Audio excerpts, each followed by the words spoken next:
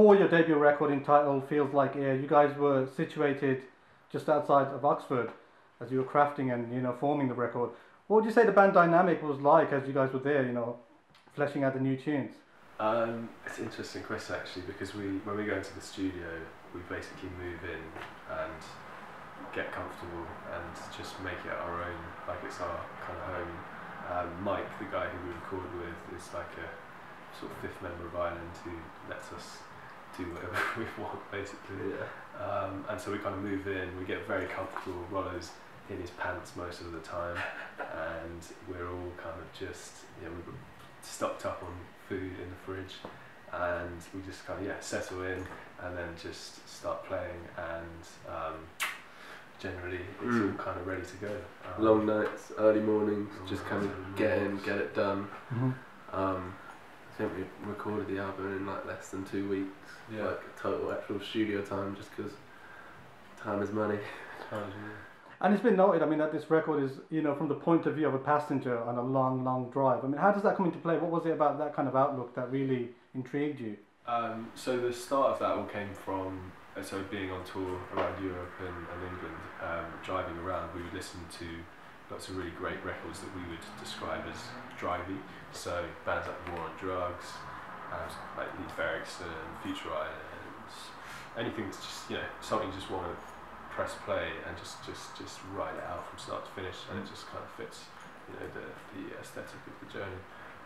So that kind of got us thinking that when we were going to do an album, that would become the kind of theme of what we wanted to do and create a soundtrack to the journey. And I guess with that, the songs kind of formed themselves quite quickly, and I know lyrically, Rollo then kind of had this idea of positioning it from the angle of a passenger in the journey, on the journey. Was it quite, I mean, a pleasant aspect that knowing that you guys, I mean, managed to capture a lot of your live sound on this record too? Was that an aspect that you guys were really pleased with? Yeah. That was our biggest goal really, was to make it sound as raw and live as possible. In the past, I've just our recording progression from the first EP into the singles we released, and then the second EP, which we actually recorded with the same guy in the same studio.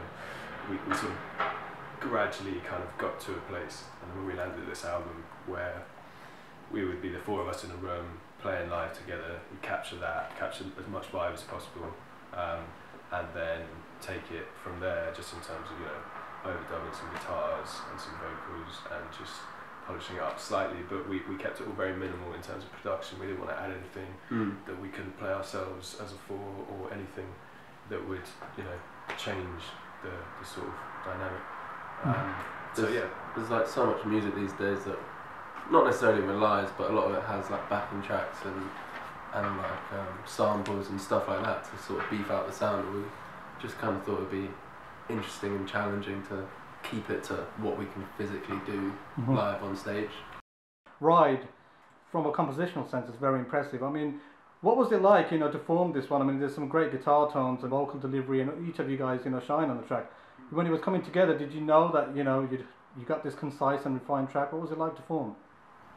It was kind of something we had to piece together actually. We had little bits of ideas, a couple of completely different guitar parts that we weren't sure if it would come together and work. And the chorus itself started out off as a kind of verse sort of thing, and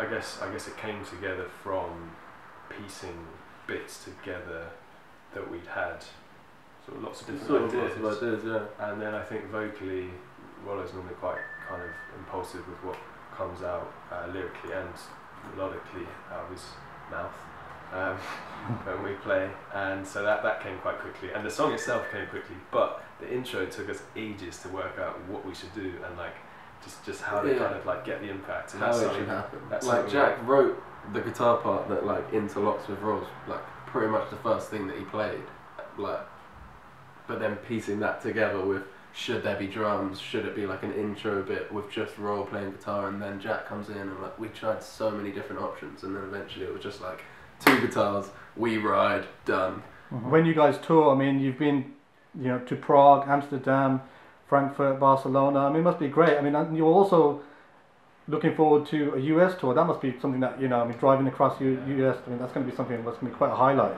Yeah, it's huge, man. I mean, our record label was based in New York, so when we signed with them, it was kind of always something they wanted us to do, was to go out there and play shows in promotion of the album. So, and yeah, it's huge. I mean, we're going to rent a big RV motorhome and just jump in and literally do it.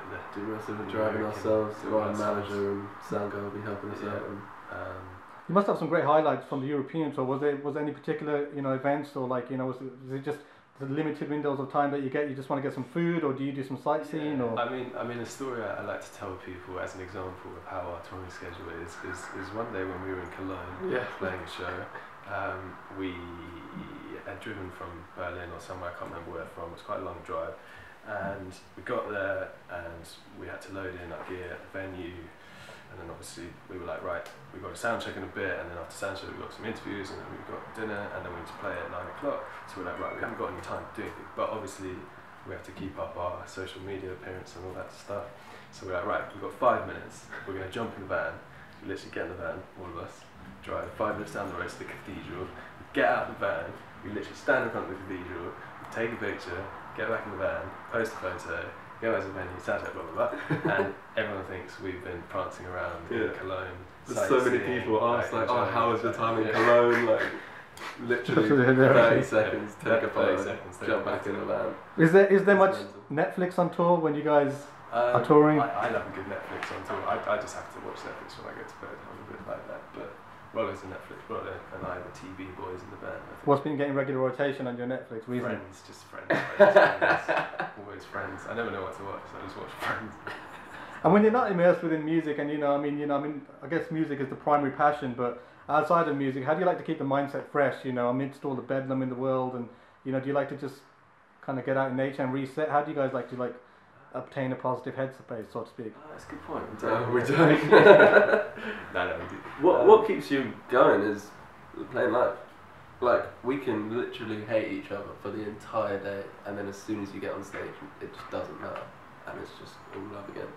So it just keeps you ticking over. You know, as you look ahead, you know, what are the main ambitions? I mean, is it to kind of just switch it up with each passing record, or you know, or do you have a main, you know, like a primary drive?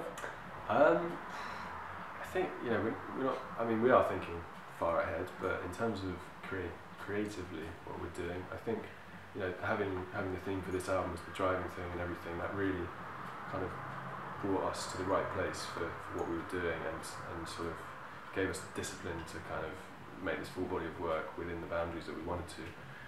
So I think, yeah, looking ahead to the second album, third album, fourth, fifth, sixth, seventh, we'll definitely have a clear idea, I think, of what we're doing before we get started, and and with that, you know, we hope to tour more countries around the world. Yeah, definitely. Just keep growing. The aim is to just be able to do it for as long as we can, as long as we enjoy it.